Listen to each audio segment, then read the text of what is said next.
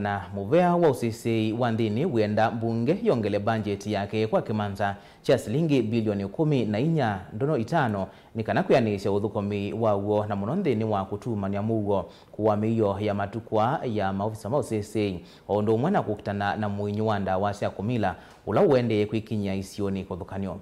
Wathingililwa ni mwandiki muviani wa Usesei wa nthini Dr.Raymond Omollo kavindani ka kutetea bajeti ya Muvia mbe wa nzama ya mbunge ya Usesei wa nthini na ngwatanio ya uthukumi serikalini. Benjamin Mwaka nukuelezea.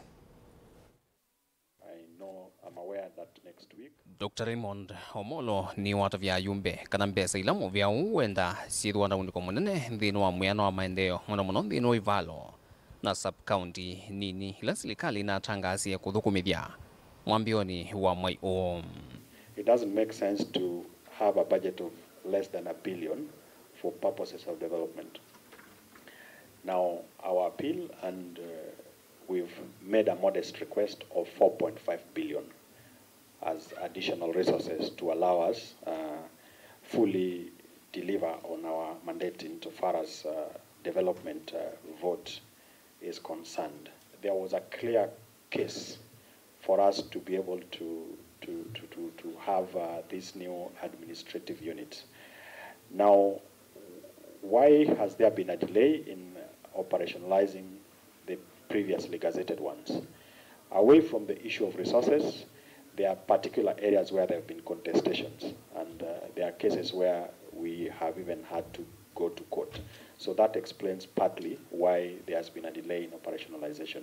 Katuwa isio imbia sia uungami ila Muvia wa Usesei wa nthini uenda mbesa no kana kuthukumithia uthukumi wasio ni vamwe na sub-county miongo lila kufikia oyu itaisa kwambisya uthukumi wala oyu mituki no nana ina thukumithiwe ni serikali.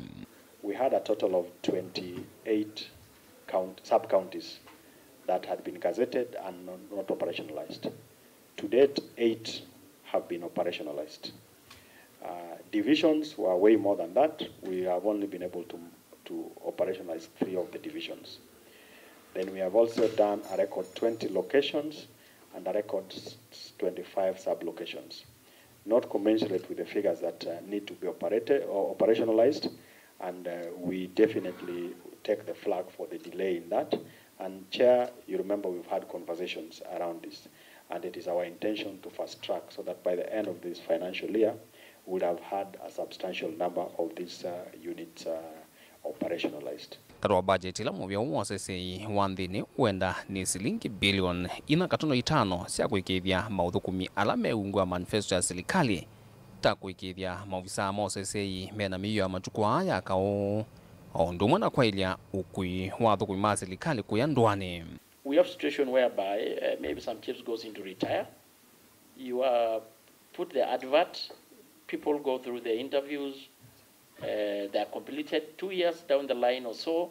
Those units don't have chiefs. This is a situation that we don't need a new budget. The budget was, of course, provided for.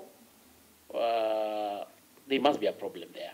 Part of the additional money we are asking for is to help us address the gap that exists in mobility of our officers, whether it's the motorcycles for the chiefs and assistant chiefs and the vehicles for the DCCs and ACCs. And we've made a provision in that request of 600 million shillings. Indi wasya wa amembanza ya mbunge ya maundu ma Usesei aingi mo ni mawetakana vena vata Muvia ukakunigila kivalua kinene kila kimbe wacho cha kukitana na kwikinia kwa ndawa cia kumila nthini wa muika ikono cionthe cia nthi. Then we need to support Nakada, give them a good budget, and we want Nakada to have offices in all the 47 counties with a matter of time. Our youth are gone. My region, alcohol is not popular, but bang and other substances are really taking over, and there's nothing happening. In terms of the various amendments, particularly with the act that would support Nakada, yes, we have had a necessary delay, but part of it has been on account of the need to have more consultation, which we have been able to achieve because we felt it was important to also engage all the other players in that supply chain. Vilingwa mauvo kuma pamusini wa Ilovia. Nito Benjamin Mwaka.